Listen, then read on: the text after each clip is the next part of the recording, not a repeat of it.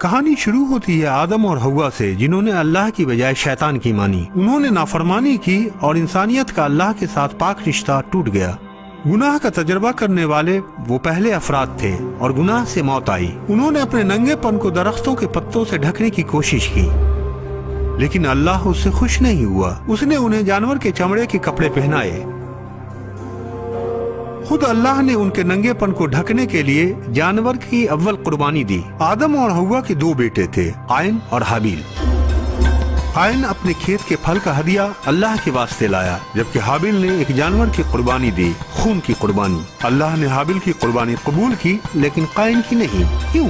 کیونکہ گناہ کی سزا موت ہے، اللہ سے ہمیں جدا کرتا ہے اور لازم ہے کہ ادا کی جائے زندگی سے۔ قائن نے جل کر حابیل کو قتل کر دیا اور انسانیت کی بڑی جماعت کو تاریک راہ میں لے جانے والا پیشوا بنا۔ سینکڑوں سال بعد حالات اتنے برے ہو گئے کہ اللہ نے فرمایا، زمین پر کوئی بھی ایسا نہیں جو زندہ رہنے کا مستحق ہو، ایک بھی نہیں سوائے نوح اور اس کے خاندان کے۔ اللہ نے نوح سے ایک کشتی بنانے کو کہا، ایک بڑی سی کشتی، اور ایسا کرتے ہوئے اس پیغام کی بشارت کرو، گناہ کی عدالت ہونے والی ہے، اس سے نجات اور خدا کے رحم کو حاصل کرنے کی صرف ایک راہ ہے، یہ کشتی۔ وہ ہنسے اور نوح کا مذاق اڑایا، جب تک کہ آسمان سے بارش ہونے لگی اور گہرائی سے پانی پھوٹ کر نکل آیا، جبکہ لوگ تیار نہیں تھے۔ طوفان نے ہر ایک شخص اور جانور کو ہلاک کر دیا اور دنیا اپنے گناہ کے سبب سے ہلاک ہوئی۔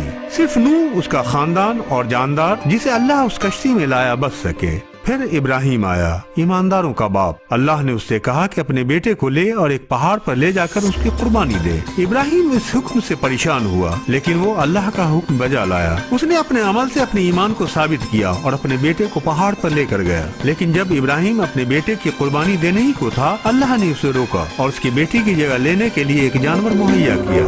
جانور نے چھڑایا، جگہ لی، اس کے بیٹے کی قیمت ادا کی۔ خون کے بدلے خون، زندگی کے لیے زندگی۔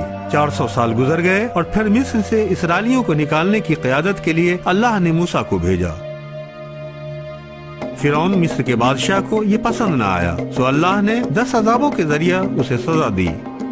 آخری بلا کے طور پر اللہ نے موت کے فرشتے کو ہر ایک گھر کے پہلوٹے بیٹے کو ہلاک کرنے کو بھیجا۔ آخرکار لوگوں کو میمنے کی قربانی دینے کا حکم دیا گیا اور اس کا خون اپنے گھر کے دروازے کی چوکھٹ پر لگا دیں۔ اگر فرشتے خون دیکھیں گے تو وہ جان جائیں گے کہ اندر جو بچے ہیں وہ قربانی کے ذریعہ رہائی پا چکے ہیں۔ یہودی اور مصری دونوں، غلام یا آزاد، اگر وہ خدا کے حکم کی اطاعت کریں گے ان کے بچے نجات حاصل کریں گے۔ اگر نہیں، اس رات ویسا ہی ہوا جیسا کہ موسیٰ نے نبوت کی تھی، اور ایک بڑا کوہرام مچا مصر کے ان تمام گھروں میں جنہوں نے قربانی کے ذریعہ اللہ کے رحم کو قبول کرنے سے انکار کر دیا تھا۔ بعد میں موسیٰ نے لوگوں کو توریت دیا، جس میں اللہ نے لوگوں کے گناہ کو ڈھکنے کے لیے ایک رسم ادا کرنے کا فرمان دیا تھا۔ قصوروار شخص کاہن کے پاس قربانی کا ایک جانور لے کر آتا تھا۔ وہ اپنا ہاتھ اس کے سر پر رکھتا تھا، جو یہ اشارہ کرتا تھا کہ اس کا گناہ اور شرم اس جانور پر متبادل ہو گیا ہے۔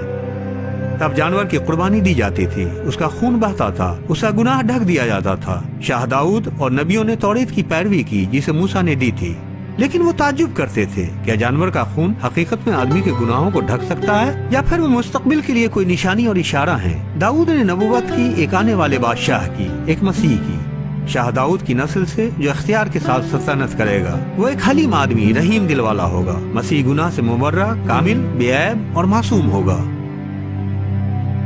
وہ دکھ اٹھائے گا، مارا جائے گا اور ایک کامل قربانی ہوگا۔ وہ ایک عظیم قربانی بن جائے گا۔ عیسیٰ کی پیدائش ایک چنی میں ہوئی تھی، کیونکہ کسی کے پاس اس کے لیے کمرہ نہیں تھا۔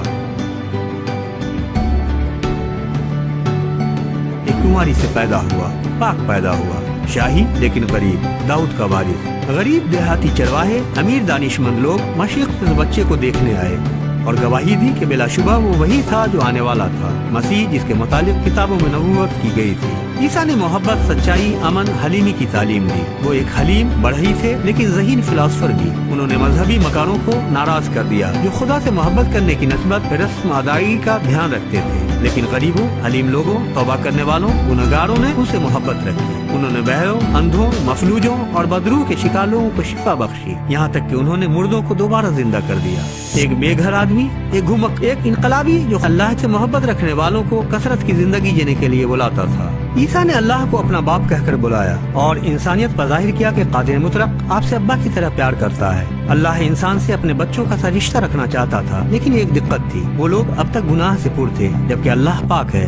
आदमी का गुनाह आदम से शुरू हुआ और लोग अपने अल्लाह से जुदा हो गए, और मसीह को पता था कि लोगों को वापस लाने के लिए उन्हें क्या करना था। यूहन्ना बपतिस्मा देने वाले ने ईसा के मुतालिक ये कहते हुए नबूवत की थी, देखो अल्लाह का मेमना जो दुनिया के गुनाह उठा ले जाता है। ईसा मसीह थे, चुने हुए, अजीम कुर्बानी के लिए मखसूस किए गए, कभी भी गुनाह नहीं किया। वो पाक और साफ थे, कामिल और गुनाह का कफ़ारा अदा करने के लायक थे। कसूरवारों के बदले में एक मासूम, गुनाहगार लोगों के बदले में एक पाकबाज। उन्होंने ये अपने बाप के लिए किया, इंसानियत के गुनाह की कीमत अदा करने के लिए, उन्हें गुनाह की गुलामी से आजाद करने के लिए, और उन्हें फिर से बहाल करने के लिए जिसे आदम ने खो दिया था, अल्लाह के साथ एक कामिल रिश्ता। ईसा सलीब पर मरे, यहूदियों की वजह से नहीं रूमियों की वजह से, बल्कि अल्लाह अपने बाप के हाथ से। अल्लाह ने ईसा की कुर्बानी वो पूरा करने के लिए दी जो नबियों के जरिए लिखी गई थी, कि वो अल्लाह का मेमना बन गया जो दुनिया के गुनाह उठा ले जाता है, आपका और मेरा। लेकिन वो यही नहीं ठहर गया। 3 दिनों के बाद अल्लाह ने ईसा यानी मसीह को मुर्दों में से जिंदा कर दिया, उन लोगों से किए वादे के मुताबिक जो उन पर ईमान लाए थे, कि वो लोग भी हमेशा की जिंदगी के लिए दोबारा जिंदा कर दिए जाएंगे। इसके बाद ईसा ने अपने शागिर्दों से वादा किया कि वो फिर वापस आएंगे, लेकिन इस बार एक मुंसिफ और बादशाह के तौर पर। मसीह इंसानियत के लिए अल्लाह का तोहफा है, कि वो सब गुनाहों में नहीं मरेंगे और न अल्लाह से अलग किए जाएंगे, लेकिन ईसा की कुर्बानी को कबूल करके अल्लाह के साथ एक कामिल रिश्ते में बहाल किए जा सकते हैं। लेकिन किसी और तोहफे की तरह ये आपका नहीं है जब तक कि आप उसे ले न लें।